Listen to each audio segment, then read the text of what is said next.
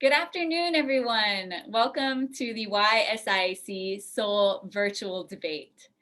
Thank you for joining us, and we are delighted to be participating in the Seoul ADR Festival 2020. My name is Michelle Sonnen, and I am the head of Northeast Asia at SIAC. I will be your MC this evening.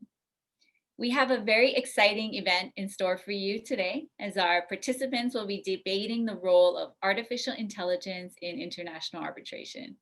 I am greatly looking forward to hearing what our participants have to say on this cutting-edge topic. We'll begin with a welcome address by Ms. Lim Seok-hui, the CEO of SIAC. Seok-hui, please.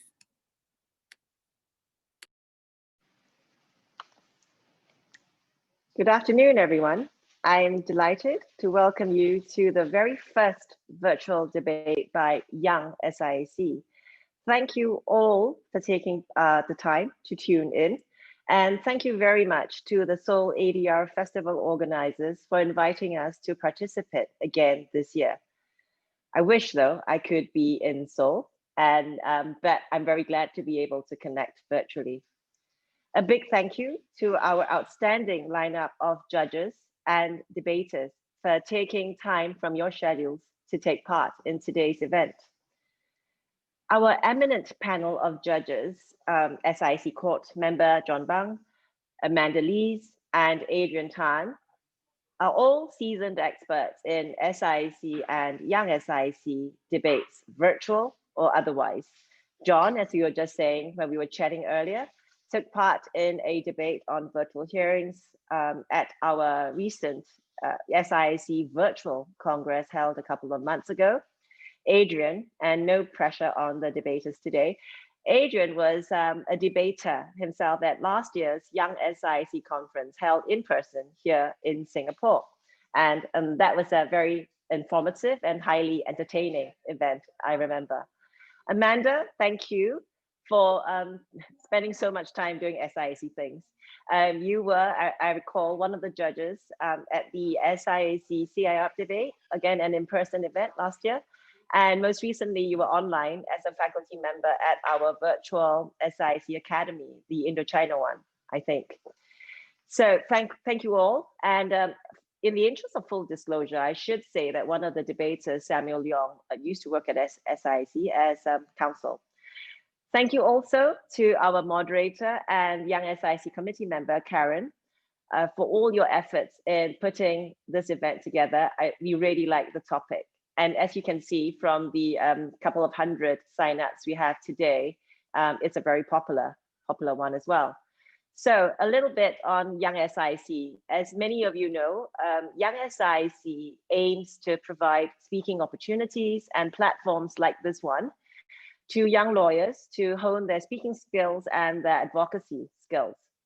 We like to have new faces, new names, to give everyone a chance. So for those of you out there who would like to take part in an event, feel free to write into us and to give us your profile, and you'll be up for whatever's coming on later this year and into next year. Today, our participants will be debating the intriguing question of whether AI could someday replace human arbitrators. A debate on the increasing role of technology is very timely this year. We've all had to adapt and learn new tech skills practically overnight. As Zoom meetings, virtual hearings, webinars, and more importantly, the appropriate and the best looking virtual background have now become the new normal.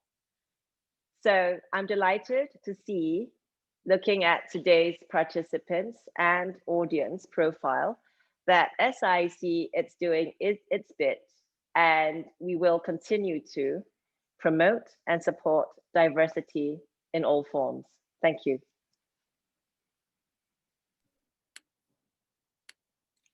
Thank you, Seok-hui. We will next have an opening address by Mr. John Bang, member of the SIAC Court of Arbitration and head of international arbitration at Bae Kim & Lee. John, please. Thank you, Michelle. Very good afternoon to everyone here. I understand that people are tuning in from different places, and I would like to begin by extending my gratitude to all of you for taking the time to attend this YSIAC Virtual Debate. It would have been even better to see all of you in person, but this being online lets us meet more people, some of whom who would not have been able to make it to Seoul, which is a good thing. It's incredible how SIAC and the YSIAC managed to consistently organize informative events. In September at the SIAC Congress, I had the good fortune of locking horns with my friend Barry Bourne and Joy Tan in a debate about efficacy of virtual hearings. I was glad to be able to secure a win for the old-fashioned in-person hearings. I am no skeptic of technology. I don't believe that the appropriate response to any situation is like to be an ostrich and put your head under the ground. But at the same time, I think it's important to temper our excitement for all that is new and wonderful with a reminder of what the goal of arbitration is: fair and efficient dispute resolution. Unless, of course, you're someone who spends most of their time as counsel like I do, in which case the goal is to win. Technology should be embraced fully if it furthers that cause, and rejected firmly despite its many other advantages if it causes any harm to that purpose. To that end, today's motion is exciting. Will artificial intelligence eventually replace arbitral tribunals? I must admit, as exciting as this motion is, it made me feel terribly old. When I was a young associate, we were debating whether it was okay for parties to appoint arbitrators or if institutions should appoint them. We never did reach an academic consensus on the question. And today, we're all here wondering if lines of code should just replace arbitrators. Wow. As I was discussing this event with an associate of mine, I realized that I am now 50. I probably need to give up my YSIAC membership to avoid the unfortunate conclusion. That unfortunate conclusion, let me assure everyone that I still feel not a day older 25, at least mentally speaking. On a serious note, as prosperous as IA replacing arbitrators may sound at first glance, I understand that there's a real debate to be had once you think more deeply about this situation. There's private companies like Cluer that have programs that process large amounts of information in terms of case law and articles to arrive at judicial decisions. Yeah, I understand that several countries, including China, are experimenting with AI as a decision maker for commercial disputes as we speak. In simple terms, then, this debate seems to revolve around a single question. How do you understand the role of an arbitrator? Is he or she merely processing information coming from both sides in terms of arguments and assertions, and to identify which argument is correct? If yes, can an objective machine do that job better? If no, what exactly is the arbitrator's role? What is it so unique in that one feels that only human beings can discharge it? I am certain that we will hear some great arguments from both sides on these questions and several other themes. I must tell you though, and funnily enough, as I say this, I'm imagining a hearing room with a counsel on both sides and some machine out of Terminator sitting in the middle. That aside, I look forward to hearing from and learning from all of the speakers. I wish them the best of luck and assure everyone, every member of the audience, that they are set for a treat as the speakers, both for and against the motion, are some of the finest young lawyers in international arbitration.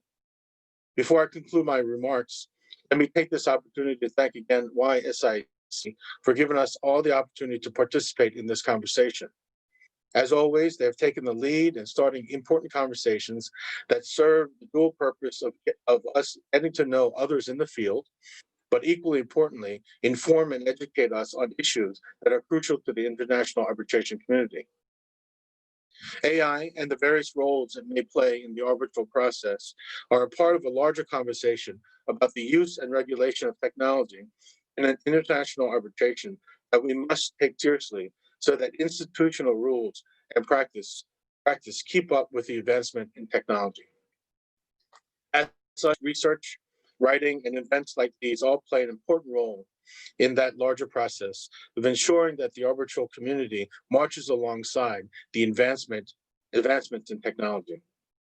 I am glad to be associated with this event and also with SIC in updating the institutional rules. I will not take any more of your time. Let the debate for which we are all here begin. Thank you very much. Thank you, John, for that insightful and humorous opening. We'll turn next to the debate on the motion, this House believes that artificial intelligence will eventually replace arbitral tribunals. I'll go ahead and introduce our speakers. Arguing for the motion will be Ms. Karis Tan, partner at Peter & Kim, and Ms. Elizabeth J. Shin, foreign attorney at Lee & Co. Arguing against the motion will be Ms. Hyuna Park, partner at Yulchon, and Mr. Samuel Leong, associate at Norton Rose Fulbright Asia.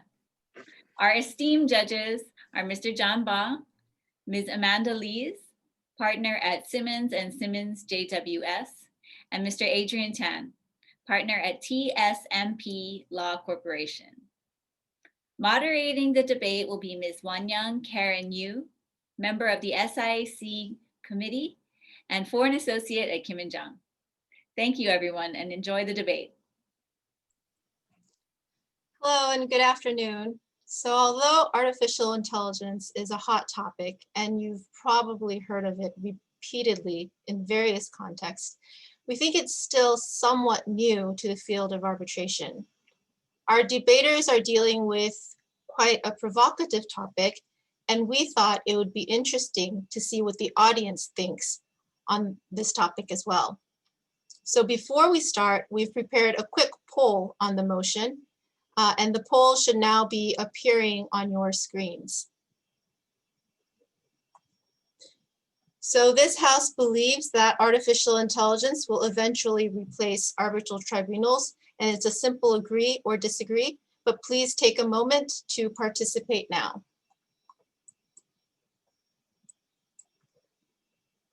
Thank you. After we've heard from our debaters, I will bother everyone with a second poll to see whether the arguments set out by our debaters have been able to change your mind.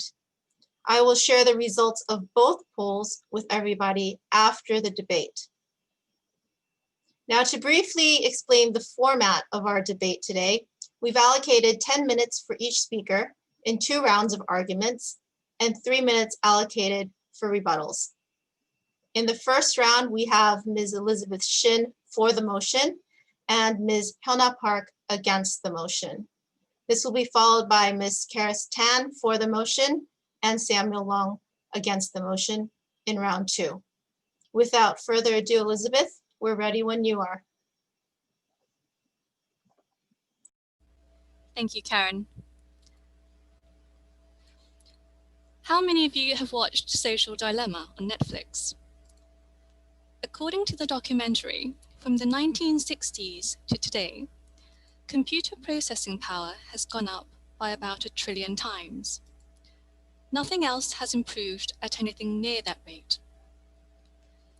Human physiology, our brains, on the other hand, have not evolved at all. Recently, a major Korean news channel made headlines when they revealed that their lunchtime news had in fact been led by an AI news presenter for some time. This, as you can imagine, sent shockwaves, not just because the news presenter looked and behaved like a human being, but also because I think most of us have comfortably, if not willfully, been ignorant of just how quickly the tech industry has been developing. If we turn to the legal industry, a recent Deloitte Insight report estimated that nearly 40% of jobs in the legal sector could end up being automated in the long term. Now, one may wish to brush this aside because it seems unrealistic, or because it simply sounds absolutely terrifying. But we're not here to discuss whether this is necessarily a good thing or a bad thing. The question, I think, is one of technical capability.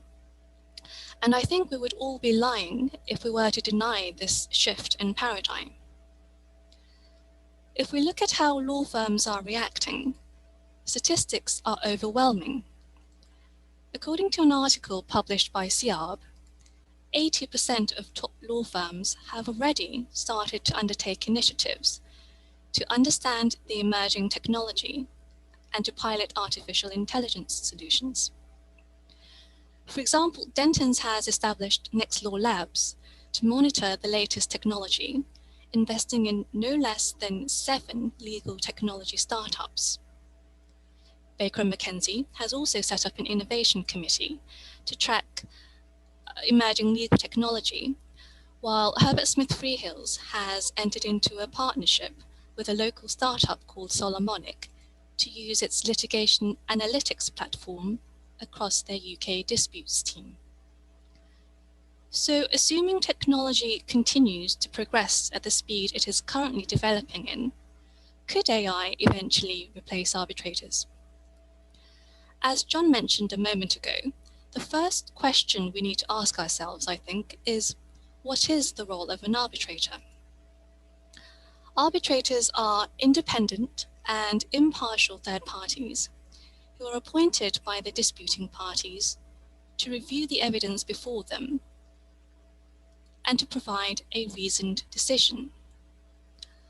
Artificial intelligence, although difficult to define with perfection, can be defined as, quote, the simulation of human intelligence in machines that are programmed to think like humans. The term may also be applied to any machine that exhibits traits associated with the human mind, such as learning and problem solving. The goals of artificial intelligence include learning, reasoning, and perception, end quote. So there we have it, problem solving and reasoning.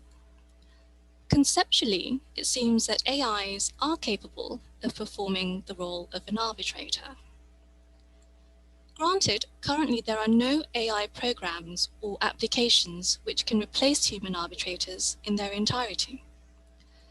So what does currently exist and what is readily available? Well, there are platforms which assist arbitrators and counsels with managing cases and analyzing facts and documents, such as Luminance and Litigate, and platforms which assist with decision-making and drafting arbitral awards, such as Opus 2.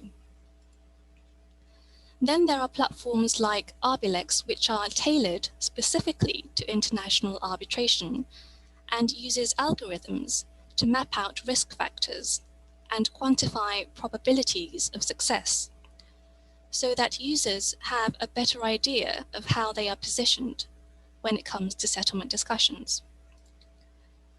We often forget, but tools which assist us with legal research, like LexisNexis or Ross Intelligence, are also simple forms of AI.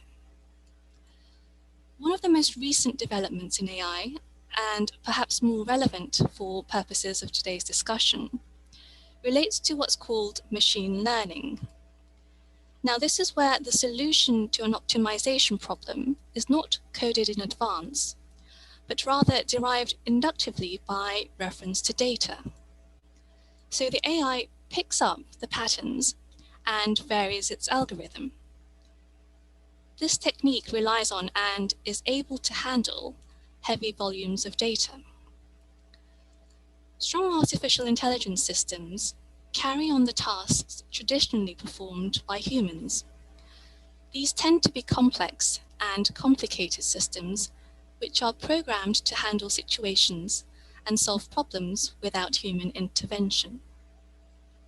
We see these kinds of systems already in self-driving cars and hospital operating rooms, for instance.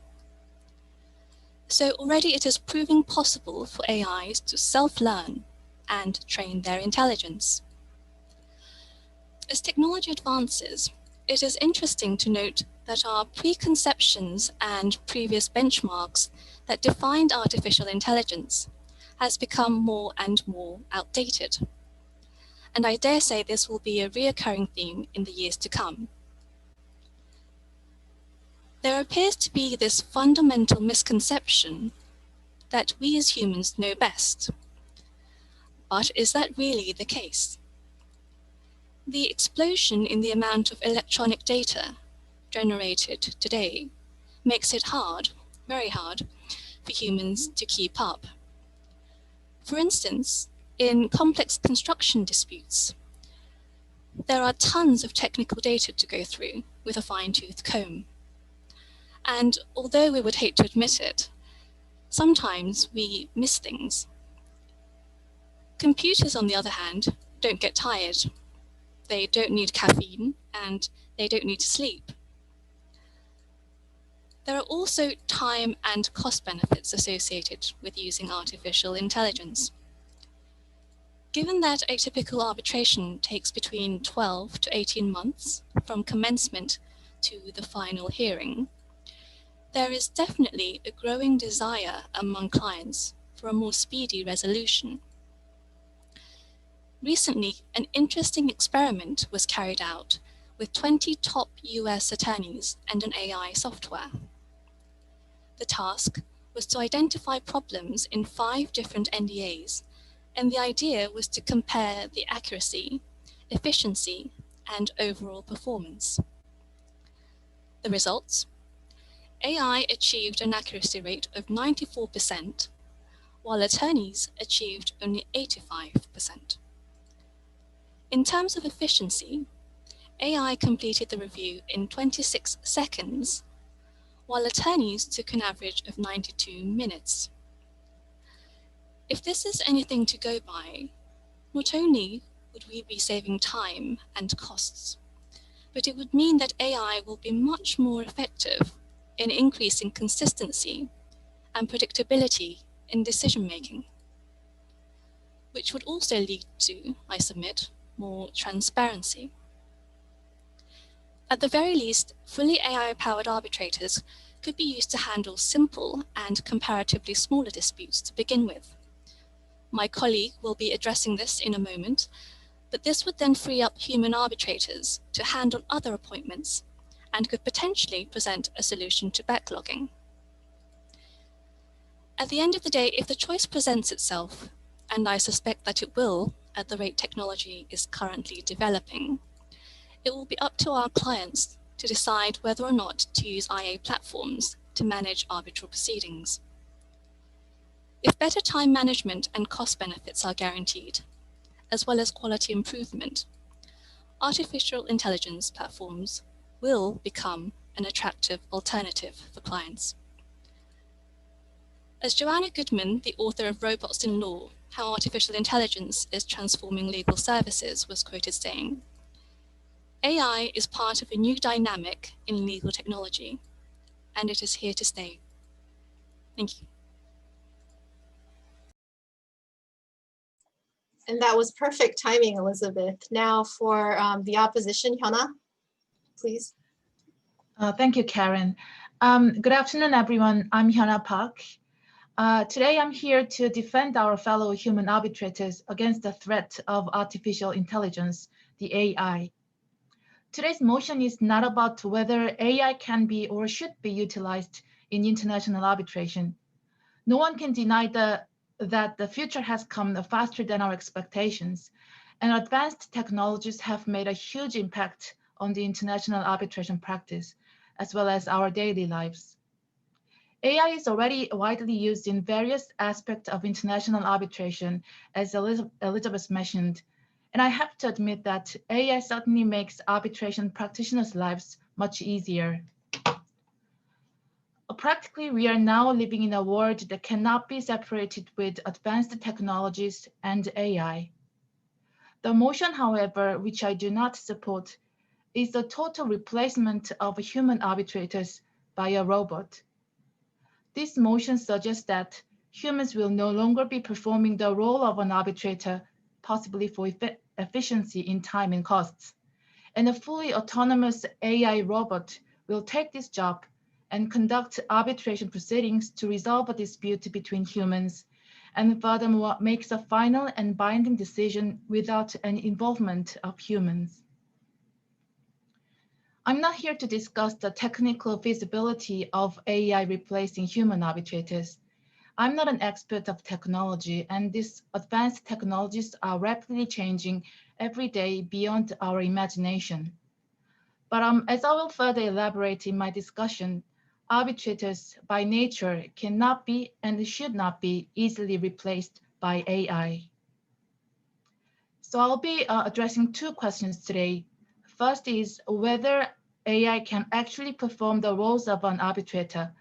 That's not from the technical perspective, but from the perspective of the nature of arbitration. I will specifically discuss whether AI can conduct arbitration proceeding together with the parties, especially at the hearing, and also whether AI can make a final decision acceptable to the parties. My second question is whether the parties will actually choose a robot over a human to arbitrate their dispute. I believe that there are certain risks and weaknesses a robot arbitrator has, and this will eventually save human arbitrators from being replaced. So let's think about question number one. As I mentioned, there are two aspects of arbitrator's role to consider here. One is a conductor of arbitration proceedings, and the other is a decision maker. Let's first think about whether AI can conduct arbitration proceedings. As you all know, during the course of arbitration proceedings, the role of an arbitrator would involve identifying issues at dispute, managing the arbitration process, establishing and reviewing facts of the case, and applying procedural and substantive laws. And every step of this process is conducted through active interaction between the parties and the arbitrator. Sometimes the arbitrators will take a proactive role to help the parties throughout the process. This will enable the procedure and the case itself to be evolved and developed, more suitable to specific cases and parties for resolving dispute. However, it is very difficult to imagine that AI will engage in such interaction with the parties during the proceedings, let alone helping the parties in need. Also, arbitrators are often expected to make decisions on the various procedural issues. Every case will have different issues which cannot be predicted and prepared in advance. And AI simply cannot be trained to deal with every possible scenario for each case. Furthermore, as for the procedural issues, the parties would expect to have more flexible and harmonious solution which can protect both parties' rights and interests, as it is essential to secure equal treatment procedurally. Such solution can easily be provided by human arbitrators with plenty of experience, but it would be very difficult for the AI. As for the hearing, which I believe is the core process in arbitration proceeding, it will no longer be possible with an AI arbitrator, at least in this current form. I think hearing is essential, especially for the cases with multiple complex issues involving several fact witnesses. And these cases cannot easily be reviewed and decided just based upon the papers. For this reason alone, AI cannot replace a human arbitrator. If the AI arbitrator is to conduct a hearing in any form, it will still have a huge problem, especially with the cases where the parties do not have sufficient or conclusive evidential documents, so they have to rely upon human witnesses. In this case, the main role of the arbitrator will be to find the facts of the case through witness examinations, and they need to determine whether the witnesses are telling the truth or not. Any technology a robot might have to detect lies is unlikely to be sufficient to determine the credibility of the human witnesses and eventually find the truth underneath. It will require deep understanding of human nature and the various human skills formed from years of experience, such as perception and intuitive judgment. And these are something that cannot be easily programmed into a robot. So now I turn to the second aspect of arbitrator's role, a decision maker. It's very important for an arbitrator to make an acceptable and persuasive decision to both parties, as it should be the final and binding decision to the parties. In order to persuade the parties, the arbitral tribunal should be able to explain and justify the outcome. That is why institutional model law and many other prominent institutional arbitration rules, including YSIAC, requires the arbitral award states the reasons upon which it is based, unless the parties agree otherwise. And seldom parties agree to free the arbitrator from giving reasons for its decision, because it can be the grounds for challenging the award or refusing the recognition and enforcement of the award. The arbitral award should therefore contain detailed and comprehensive assessment of facts and the proper application of rules to those specific facts. It also needs to provide detailed reasons for rejecting or accepting parties' arguments with sufficient evidence. This whole decision-making process with proper reasoning is a very sophisticated process. It's simply far from just predicting the outcome of a dispute based upon the data from previous cases. The core part of decision-making is more about finding right and reasonable solution and also doing the justice for both parties. And this certainly cannot be done by a robot. So in summary, as to the question number 1, my answer is no, AI cannot perform the roles of an arbitrator. Now I'll move on to question number 2, which is, will parties actually choose a robot arbitrator over human? The core feature of arbitration is the party autonomy, which means that parties are free to choose from whom they wish to have their dispute resolved and how. So for this motion to be true and workable, the parties actually need to choose a robot arbitrator over human. So the question is, will they? There could be certain advantages of AI arbitrator, but there are obvious risks that AI arbitrator might have. That is, the AI is also a work of human, and there lies an inevitable risk of human error. Moreover, as for machine learning AI, data which will be used to train the AI may have already been tainted by bias and prejudice previously contained. What is more troubling is that such bias or prejudice of AI arbitrator cannot be detected by the parties at the time of need and will be difficult to make any challenges afterwards. So a robot arbitrator cannot be chosen for impeccability, as it will have flaws of its own. In addition to such risks, the parties that are human will likely to be reluctant to have a robot to resolve their disputes, as they would rather have an arbitrator with the same heart, sharing same human qualities. Arbitration is more of a process to find a solution to resolve a party's dispute.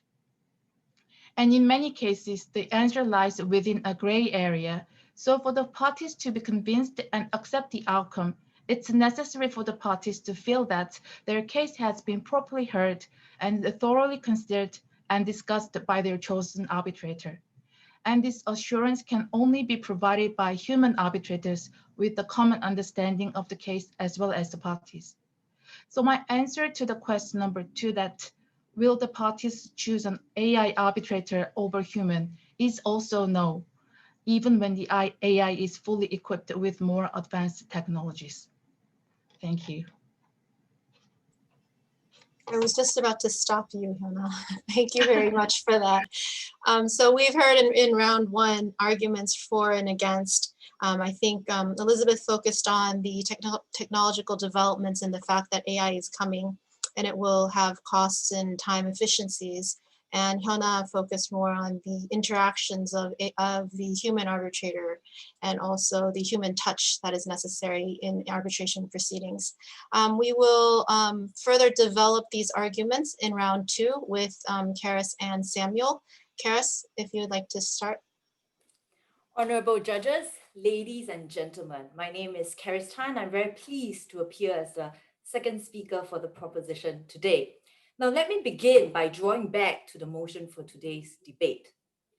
This House believes that artificial intelligence will eventually, and I emphasize the word eventually, replace arbitral tribunals. This means that as long as you believe that at some point in the next 100, 200, 500 years, artificial intelligence will reach a stage whereby it will be able to replace arbitral tribunals, and in not necessarily all, but in at least some arbitrations, for example, those of lower value, those of a repetitive nature, those of a less complex nature, then you must accept that this motion must stand. Now, let me break it down for you, and I really appreciate Ms. Park's presentation that came just before us. There are only two forms of intelligence: intellectual intelligence, IQ, which my colleague has addressed, and EQ, emotional intelligence. It is by assessing how AI stacks up against the human arbitrator in these two forms of intelligence, IQ and EQ, that we can determine whether AI will eventually replace arbitral tribunals. Now, I should also point out that the focus is not on the IQ and EQ of artificial intelligence as it stands today, as it stands right now. As I said, this motion is centered on what will eventually be true. So you need to understand the potential IQ and EQ of AI when it reaches a stage of mature development. Ms. Shin has shown you that in terms of the IQ of artificial intelligence, if you even look at the state of play right now, the machine will outwit, outplay, outperform, outdo any human lawyer any day in whatever subject you choose to train the AI in. So let's put that aside, because we believe that on the IQ element of this debate, there is in fact no real debate. I will take on, and let me put this up front, I will take on the biggest, greatest challenge that is posed by critics, the EQ element. It always comes down to some form of the following. And this is essentially also Ms. Park's criticism. The critics say that AI will never be emotionally intelligent enough to understand the nuances of emotion and human language of expression to a level whereby it is able to make a fair decision in a case. And of course, what is considered fair is differently defined by various critics.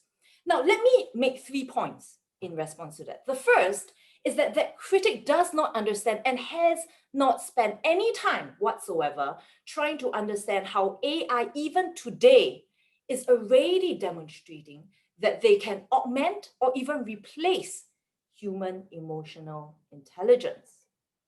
According to Andrew Thompson, who is a founder and CEO of a technology startup that uses big data to connect companies with clients, work that used to be done by human beings, what is surprising is that, in fact, the fundamental nature of the lack of emotion in computing systems is what places them in such a good position to be emotionally intelligent. Now, unlike humans who are not always good at reading others, we are prone to missing emotional cues. We are vulnerable to framing others based on our own emotional baggage, background, and trauma. But computers have none of that.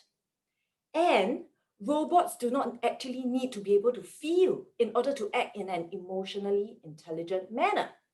In fact, even in humans, high EQ is associated with lower rather than higher emotionality.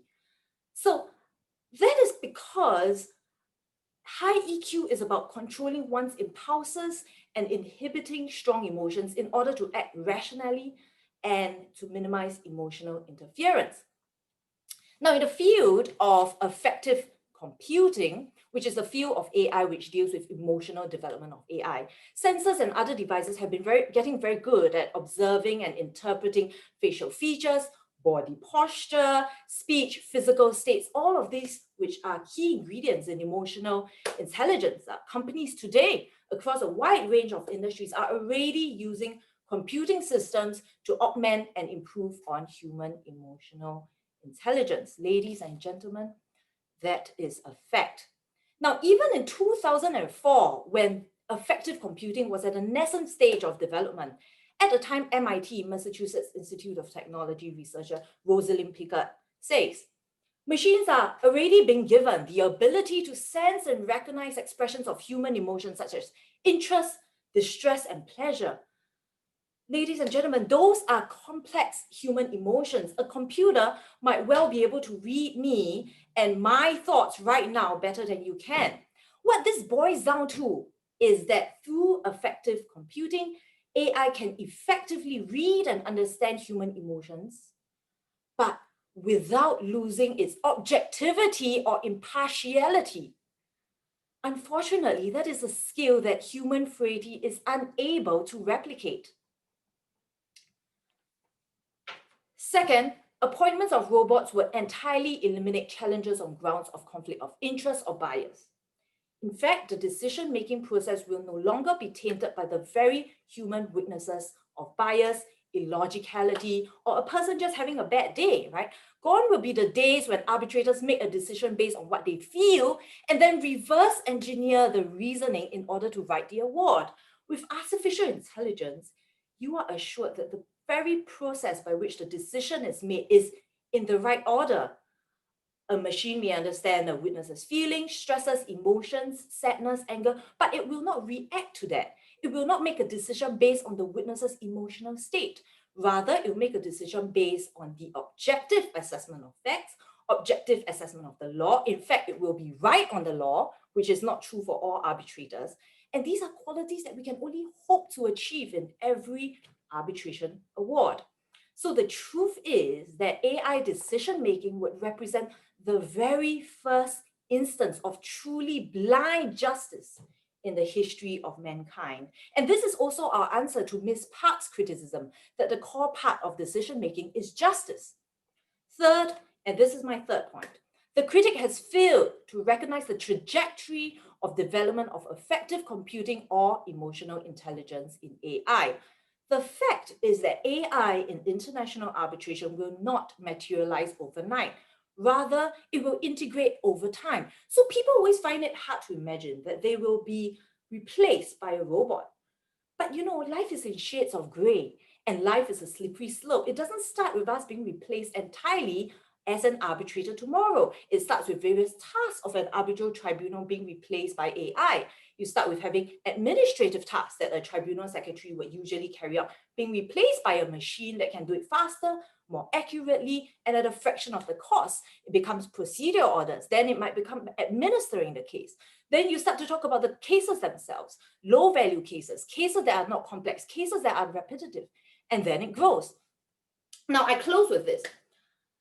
I had lunch with a doyen of our profession, and he's seen practice develop over the last 50 years. He's seen practice before there were fax machines, before there was email, before there were Blackberries, a reference that some of you younger lawyers might not even understand. And he said, like, if you think that I could have, or anybody could have anticipated how practice would have changed over 50 years, you would be sorely mistaken. Now, I challenge those who question the motion today. As learned counsel for the opposition, Ms. Park herself recognized, no one can deny that technological advancements have come faster than our human expectation. If humanly, we could not have seen this year coming. We could not have predicted a global pandemic.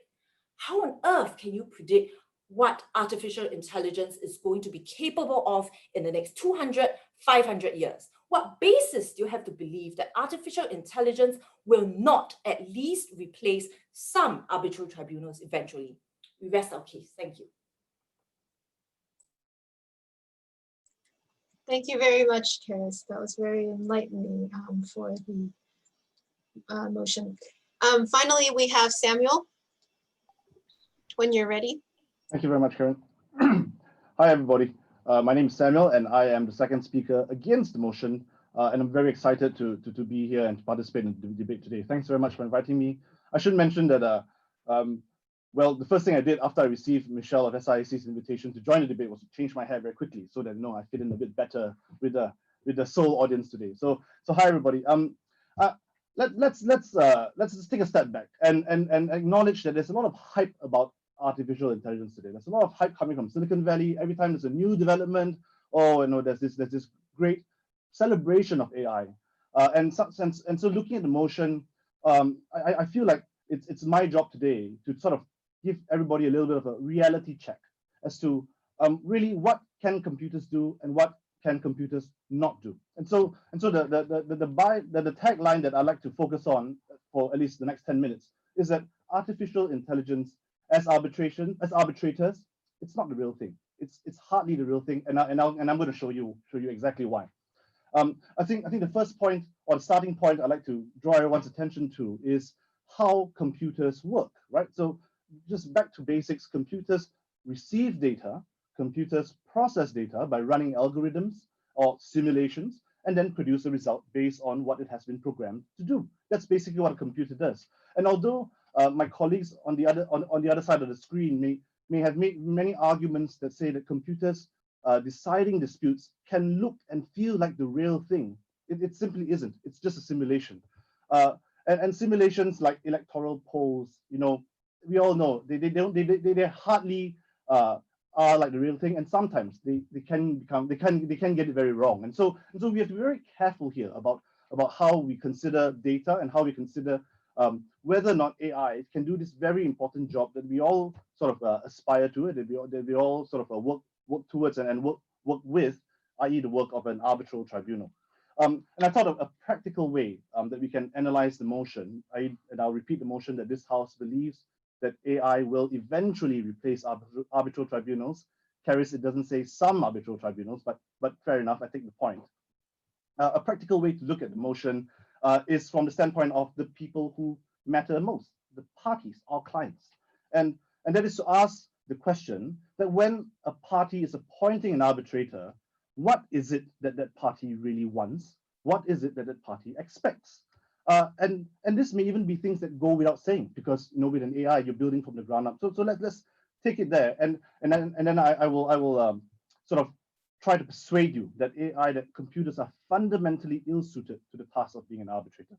So the first thing is, I very often when I'm advising my clients about who to appoint as an arbitrator, who are suitable candidates, the first thing, one of the first things that come up is, how many years of experience does this arbitrator, he or she, have?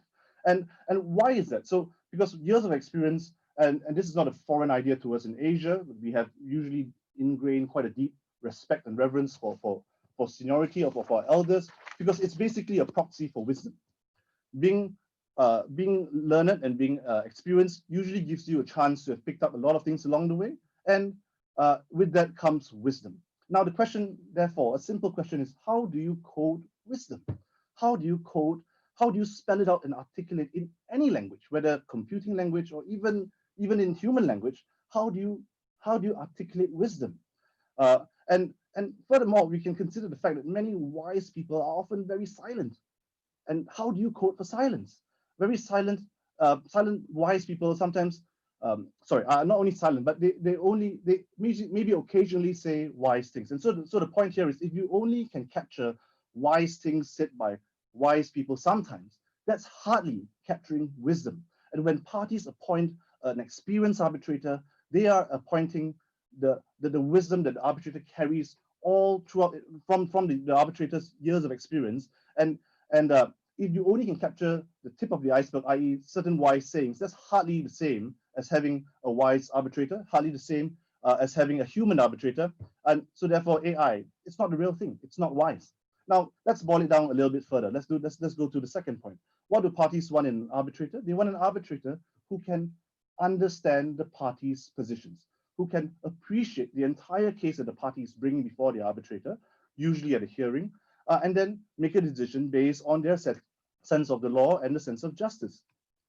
And now this is an interesting analogy, and one John Searle, who's quite a famous UC Berkeley philosopher, came up with a wonderful analogy as to how computers think, and it's called the Chinese room. And basically, bear with me. Imagine a room full of dictionaries, and all these dictionaries include bilingual dictionaries. And there's a man in this room who can't read Chinese, but he can recognize symbols, including Chinese characters. And so now we're outside this room, and we take a Chinese idiom, maybe just 4 characters. We write it down on a piece of paper. We slip it under the door and shout, "Translate into German, please." And so this poor imaginary guy, who's obviously got a big task ahead of him, goes through all the dictionaries he can find in the room, and lightning fast, he finds the German-Chinese dictionary, And just by matching the symbols, by visually matching the symbols, he finds the definition in German of the Chinese idiom we just passed to him on that slip of paper. He copies the definition in German, he slips it out, and there we have it. Outside the room, we now have a perfect translation in German of the Chinese idiom we just slipped into the room. But the question is, and we may very well have the impression that, this guy, this chap that's in the room, he is not only very clever, clearly he understands, and he speaks Chinese. That's the impression you and I would probably get. But far from it, the truth is far from it. And because that's how computers think. Computers don't understand. Computers just basically are very, very quick little guys matching symbols. And so so if your goal in appointing an arbitrator is to have someone to appreciate fully the entire case with all its nuances and complexities and unspoken communications, the way a human arbitrator can, an AI will not be able to do it because computers just don't understand. They are not built to understand. They just don't get it. Now, a third question or a third attribute, and this is, I hope, quite uncontroversial, is can computers, so arbitrators should have common sense, right? Arbitrators should not allow for an obviously grotesque, unfair result to stand. Blind justice, perhaps, but tempered with a sense of fairness. And again, this is a very good, there's a good analogy for this, is that if a computer basically is only able to run algorithms, and algorithms are like recipes or like instructions, step-by-step instructions, then it's like what you will find behind, say, a shampoo bottle that says wet hair, apply shampoo, rinse, and then repeat. That's easy, right? All of us can follow it. A computer can follow it. But if you actually had given that set of instructions, wet hair, apply shampoo, and then repeat to a computer, what you would have had, what you will have is that a computer will be the poor computer will be showering and washing his or its hair forever because it doesn't say stop, because it doesn't say repeat only once, or rather do it only once. And so computers don't have common sense.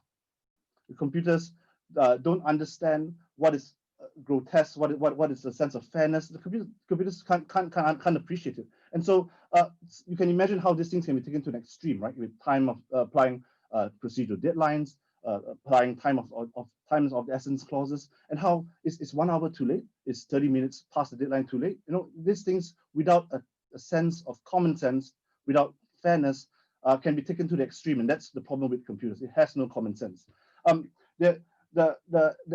Just to wrap up, I mean, the other side have made a compelling argument that in the future this will happen, and it's just an eventuality. It's a question of technical capability, but there is the problem of the Church-Turing thesis.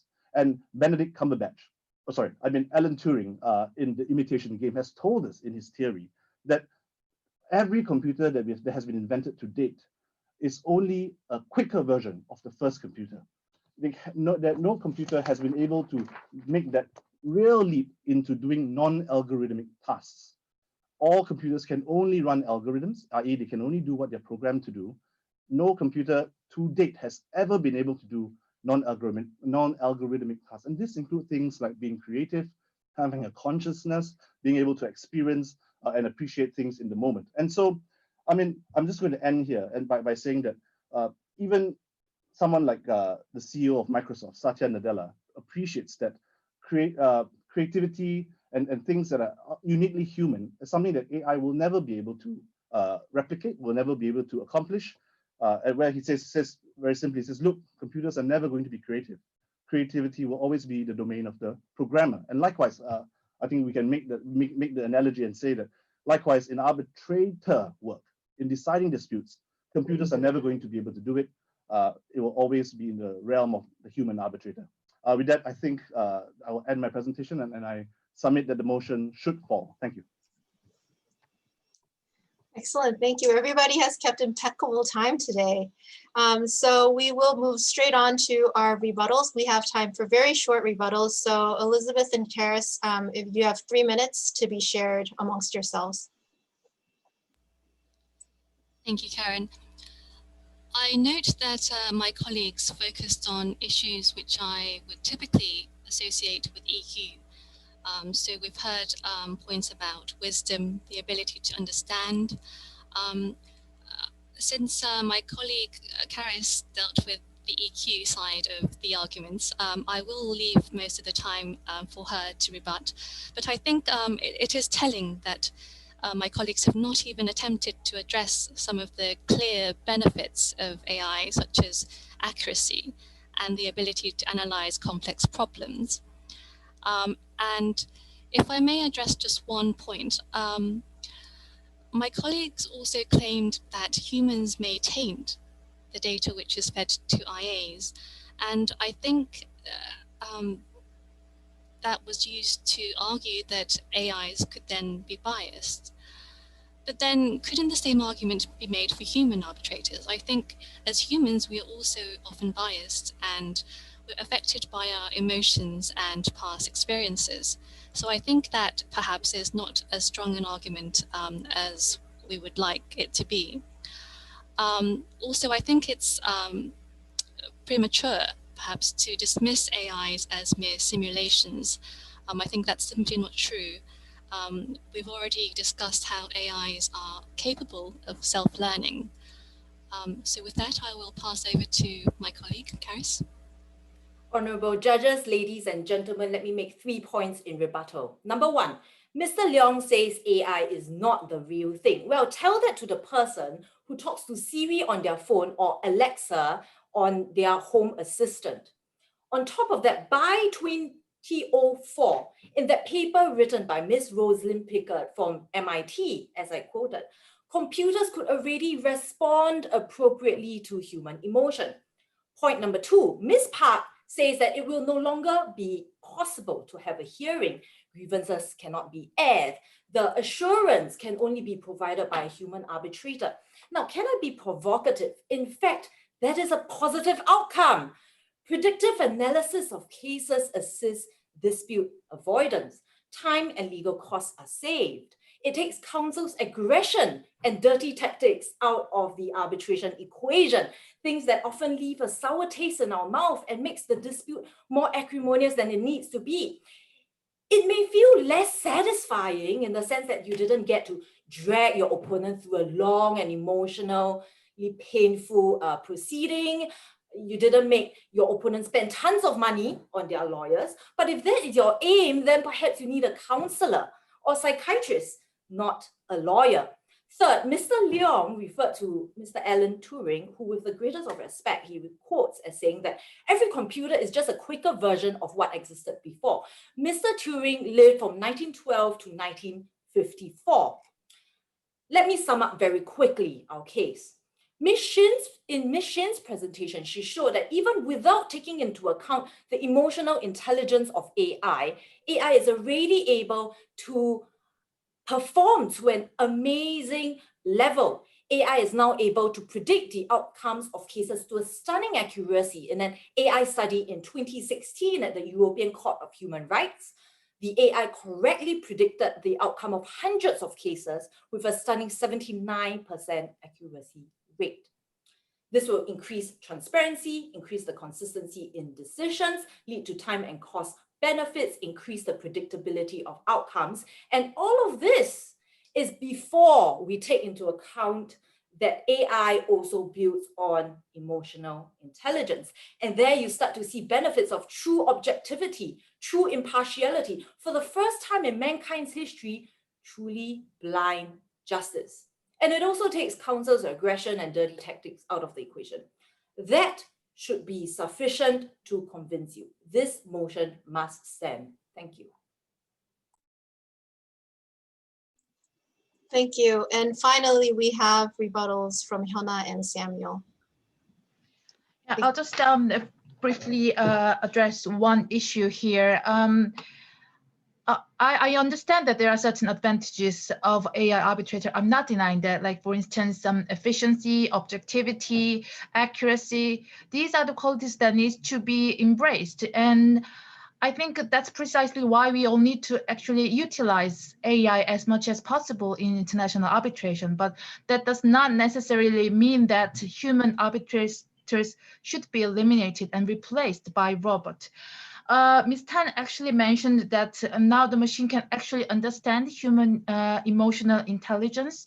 But the question that I want to ask is that whether we or the user of the arbitration be comfortable to be decided by a machine that has to learn how to have emotional intelligence and pretend to have empathy towards our case and the parties.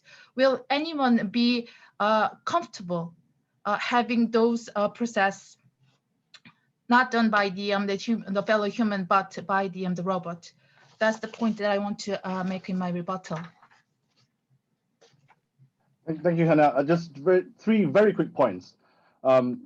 Ms. Tan mentioned blind justice is very good, but what is the point of blind justice if that justice has no common sense, can't really understand things, and has no wisdom? That's the first point. The second point is a point on finality. But coming back to the motion that our AI should replace or eventually will replace arbitral tribunals, arbitration is the last area of dispute resolution that should ever be have AIs replaced because of the unique feature of arbitration, i.e. finality. There's no review on the merits, there's no appeal on a decision, and therefore, if anything, maybe AIs can do a triage for litigation, and then for judges to review them on appeal if the parties are dissatisfied. But arbitration should be the last one because there is no human. The system doesn't allow for an appeal after an arbitral award has been issued, and we all obviously know this very, very well.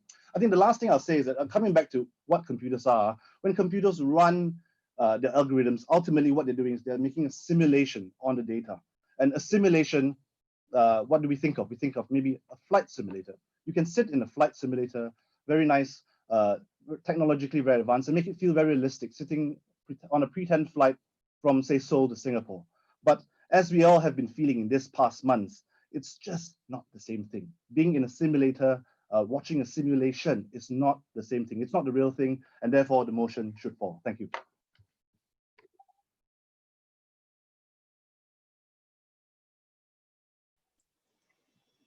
Thank you both teams for your excellent arguments. I'm sure our audience now has a lot to think about. Now that we've had a chance to reconsider the motion from both sides, I'm happy that we decided to run a second poll.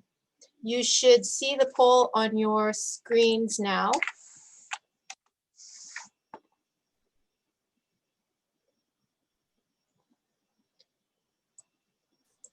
And I'll give you a moment to complete the polls.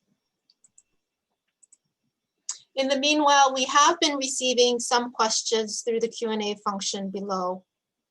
But if you have not had a chance to send us the questions, please do so now. So the judges will have a chance to discuss or address some of them. Now for the results, if we could see the results for the first poll.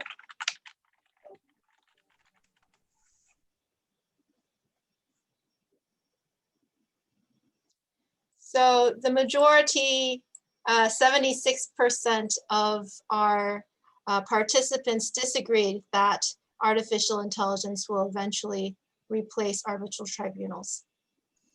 And now for the results of the second poll.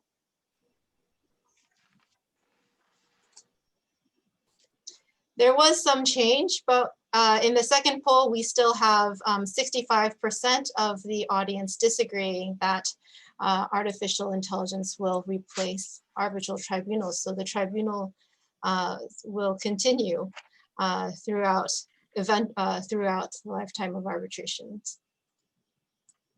So with these results, I would like to turn the floor now to our esteemed judges for any comments they might have. Well, thanks very much, everyone. I'm going to kick off the comments simply because I bow to John as my wiser and better to end the comments. And as I told him before, it's good to end with a bang. The interesting thing about today's debate is that it's not really about science, and it's maybe not even about logic. I think it's a religious debate. It's really a debate about how we feel about ourselves. AI is just an excuse. It's a placeholder for us to talk about what we want. I mean, in a sense, a lot of lawyers come and tell me that they already think that their arbitrator's intelligence is artificial. So they already feel that AI has taken over. But I think if we look at it from a science perspective, and that's what the proposition was arguing, I think they did a really good job. I like the way they set out the points, and I like the way they made a logical argument. And it's an easy argument for the proposition. So I think the opposition played dirty and they appealed to our emotions.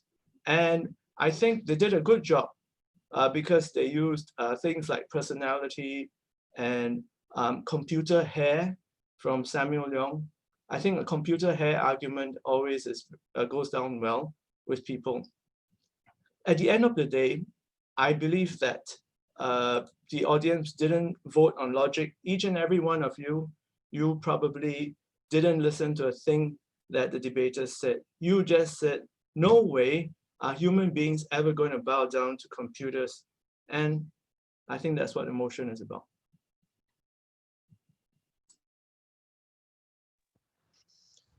Thanks, Adrian. Just to add to that, I think that those for the proposition put some very interesting points. And I think that none of us can predict the future. None of us last year would have predicted what this year would have been like, which is to show how unpredictable the world is. And I certainly do think in the future, there may well be some decisions which are taken by computers instead. And already there are some examples of courts which are looking at using AI for some aspects of decision making. So we have in Estonia, apparently they're testing systems for the execution of small debt claims and traffic offences. I understand that in Hainan, they're looking at getting artificial intelligence systems to draft sentencing decisions and be used to help draft judgments. And already in some parts of the states, AI is being used for sentencing reports, which are used as to whether or not to assess whether or not people should get parole. However, there have been challenges with those systems which reflect some of the points that have been made by those against the proposition in terms as to whether or not, particularly the decisions on whether or not someone's likely to be recidivist, actually reflects the biased input data. So, you know, decisions are, if you're black, you're more likely to reoffend than if you're white. And is that something, that sort of bias, something that we want to be reflected in our decision makers? And does using a computer actually, in a way, just reproduce existing biases rather than allowing us to change? So I think there's some very interesting points for us to reflect on and to think about in terms of how, how artificial intelligence might be used in the future in terms of to assist in decision making. But whether or not people actually want to use computers is, I think, the very good point that those opposing the proposition made, in that there is party autonomy to choose a decision maker, and whether or not parties will ever actually choose to hand over to the computer is an interesting one. And I think that also, I think, reflects what Mr. Adrian Tan said in terms of emotionally, will we ever feel that we can put our trust in the computer? And I think what might be an interesting hybrid is where you have a computer perhaps spit out an initial result, and then the parties decide whether or not they want to continue and go on to have a real human tribunal actually determine the arbitration, or whether they want to use that sort of predictive result spat out by the computer as a means of driving a settlement. And I think that's where we might see some very interesting developments in the near-term future. And I'll now hand over to John. Thank you, Amanda and Adrian. I'll try to do my best to end with a bang. I have to say that I was very impressed with the level of persuasive advocacy and passion from all of the debaters. And so, needless to say, machines will never replace great advocacy by lawyers. Um, this topic is interesting and difficult. Sometimes when you look at debate topics, topics are sometimes inherently favors one side. And I think by what's evidenced by the pre-debate poll, it seemed to me that the topic favors the motion, the argument against the motion rather than the motion itself, because it's a bit absolute, as Ms. Park said. It is, a total replacement of arbitral tribunals. Now, that's very inflexible. I was very impressed and by Ms. Tan's argument that we should focus on the word eventually. And so maybe 100 or 200 years later, this debate topic may be applicable. But I think everyone did an amazing job with a difficult topic. I think that AI is used somewhat today, as some of the debaters have said, and I think in the future will be used to enhance or at least advance the arbitration process. Now, will that go as much or to the level of replacing arbitral tribunals? That's a difficult question. Right now, I think some people can using the AI process to help with discovery or case management. There'll be some AI decision support services, et cetera. So I think AI is here to stay. Is it going to replace tribunals? Self-preservation, at least hopefully for 30 years, it won't. But if the topic was, AI will eventually replace some arbitral tribunals, as I think that you would have probably got a lot of the votes. But I think because of the absolute nature of the actual motion itself, I think that's why the whole, the result, it came as it is.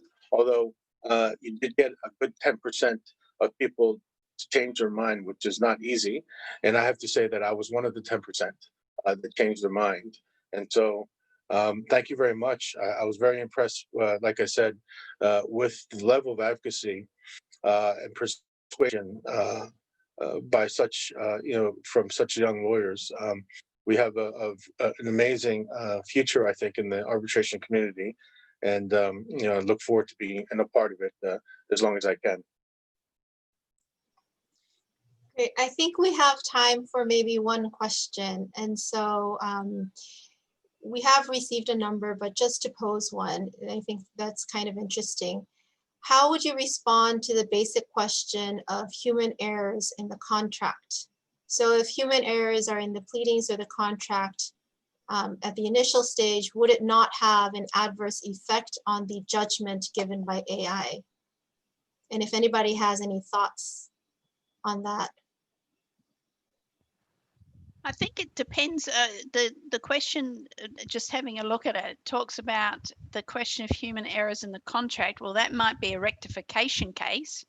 And in that case, I imagine you could submit all the negotiation documents, and probably a computer could work out whether or not it was a mistake or whether it was a genuine change in negotiations. I could see where that could be determined.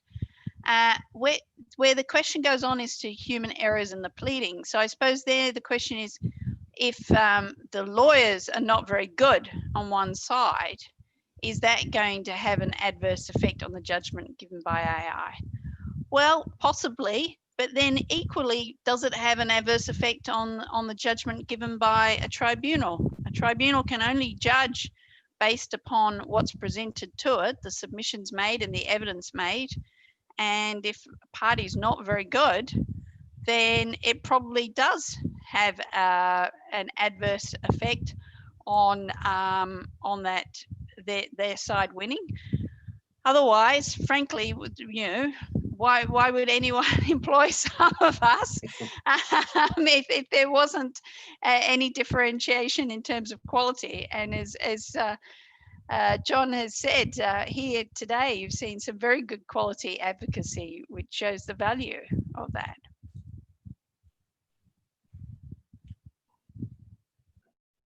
Thank you, Amanda. If anybody else has any comments or closing remarks, I think that wraps up the debate portion of today.